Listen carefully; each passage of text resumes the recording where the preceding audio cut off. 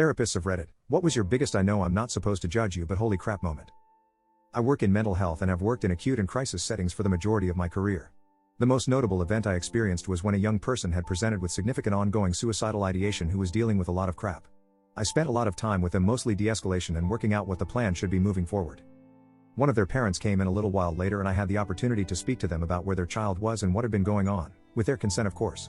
Midway through me trying to explain some of the psychological constructs and ways the parent could help, they said to me, "Is this going to take much longer? I have a show to go and watch." All I can say is, I never judge my patients, I have never walked their path or viewed the world through their eyes. But the people around them who perpetuate the suffering of the people I work with through ignorance, malice and selfishness, I judge them. Edit and a shameless one. I've tried to reply to as much as I could. I've enjoyed some of what I would assume is trolling and talking about some other people's experiences, as it's given me a chance to reflect on some of my own stuff. But I must go to bed. I'd like to ask one thing of anyone who reads this: remember that you can help, even just by asking how someone is or wishing them well. People who you think may be struggling and even people who aren't. This year has been hard on us all, and I appreciate all of you who have said that those in care services have difficult jobs, but we have all struggled this year. Please be as kind as you can to each other, and I hope we can all look forward to a good December and even better new year.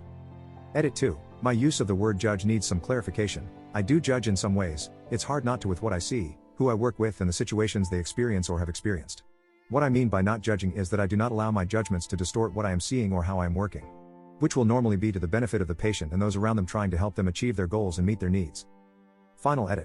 I didn't think this post would get as big as it has. And I cannot respond to every comment individually by any means. I'm sure the post will be getting less attention moving forward, but I just wanted to clarify some things. This parent, who many people have made multiple assumptions about, was not trying to redirect, deflect or remove themselves from the situation by stating they had a show to watch. The show being something else people have assumed was a TV show. Remember, I've made the comment above in the context of a situation that lasted around 5 to 6 hours for me, but took you a few minutes to read. With everything that's going on right now, I wanted to make this post to let people know, those working in mental health have heard a lot. We don't judge you for how or what you're feeling, and we want to work with you to help you. I simply wanted to help in some way with a comment on the internet that I wrote in one go about an experience I have had. I know that the response to this has been overwhelmingly positive, but I would also like to say I did not mean to cause any offense or upset to anyone or claim that I am some sort of unachievable goal of non-judgment. Anyway, I'm going to try and forget about this now. Next story. When I was underage, I got caught with a drink on Bourbon Street and got a minor in possession. I was telling my therapist about it, and said that the police caught me with a hand grenade in New Orleans. He didn't realize that a hand grenade was a type of drink, and it was funny to watch him try to process that his patient might have just casually told him that he had been caught with a fragmentation grenade. He took a big long pause, and said, "Where did you even find a grenade?" I realized the misunderstanding quickly and corrected him. But for a moment he definitely was thinking, holy crap, how do I deal with this? Next story. Therapist here. To piggyback on what others have said, it is highly unlikely for me to have moments where I judge my clients. It happens sometimes, but I'm able to shut down those thoughts quickly in my head and return to being present for the people I see. People are so incredibly complex that my judgment wouldn't have any meaning anyway, and it doesn't have a place in our work together. I will admit though, something that does get me feeling a little salty is when I have a client's parent that attempts to sabotage the therapeutic relationship I have with their child, or pulling them out of therapy entirely when some of the things we talk about challenges some potentially unhealthy family dynamics. I don't feel anger toward the parents, mostly I feel bad for the kid. Next story. I work with youth and adolescents who have anxiety, trauma, and/or depression. Some of the kids I worked with had some pretty severe attachment issues. Regardless of this, I never thought I'd have to seriously explain. You can't just buy a straitjacket for your kid. Feeding your kid ultra spicy ramen each night instead of the meal everyone else is eating isn't specifically defined as abuse, but you have to understand the emotional abuse that this causes. Your kid isn't trying to kill you because they stand in your doorway at night crying. That's likely because they're scared of their traumatic nightmares, but feel like you will just yell at them if they wake you up. Next story. Not a judgment, you kind of train your brain not to judge, because you are seeking to understand and help. When you do those things, you can't simultaneously judge. We could all use a little more of that in real life, I suppose. I'll share this though. I do feel concerned about this recent phenomenon of young people I worked with self-diagnosing, sharing, and identifying very closely with mental illness, as if the pendulum quickly swung from never, ever share your feelings to OMG, you're depressed? All of us are too.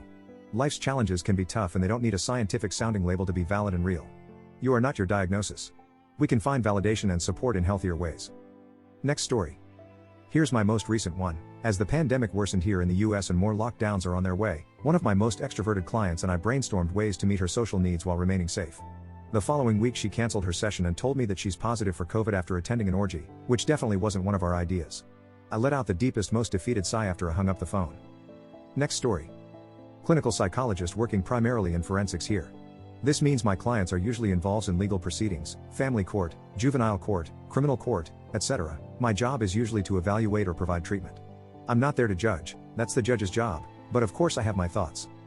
I am usually impressed by the justifications people make for crappy behavior. The one that irks me the most is when parents manipulate their child against the other parent. I've had to do therapy for a 5-year-old who said she doesn't want to see a parent because they haven't paid child support. Excuse me? What 5-year-old knows, understand, or needs to be worried about child support? Next story. I was once in my psychiatrist's office, a bi-monthly, 15 minutes med check. She asked me what was going on, more as conversation. I told her that in the last 6 weeks, my 3 elders, aunt and 2 uncles, I was guardian/conservator for had died, one right after the other. My wife had a heart attack.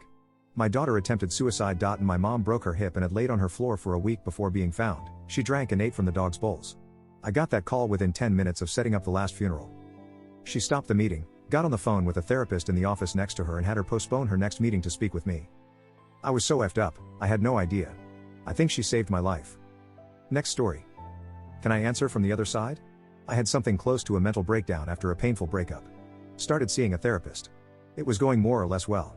At one point I had a sort of revelation about all my crap and about my own responsibility in the whole mess. So next session I'm actually thrilled to share this with the therapist, about how I finally see a bunch of my own problems in the way I interact with women, and which caused a relationship that wasn't really healthy from the get-go. I'm halfway through trying to explain this and the therapist goes, "Oh, women are weird." So that was that. I never went back, F that guy. Next story. I feel like a lot of the comments saying that they never judge their clients might be working in voluntary services or they've been very fortunate in their client base. Judgment isn't an inherently bad thing. It's how we know that murdering people is wrong. So when a convicted pedophile client told me, "Nothing gets me going like a pair of little girls' worn panties," you better believe I judged the F out of him. I continued to work with him and I treated him with compassion and respect because he's a human being worthy of both. I did my job because I'm a professional. But I can't honestly say that I didn't judge him. I judged that he should never be around children. I judged that he is not yet ready for change. I judged that his access to his own daughter should be closely supervised. That's a lot of judgments. Understanding your own inherent biases and how they influence your work is a very important part of training and practice.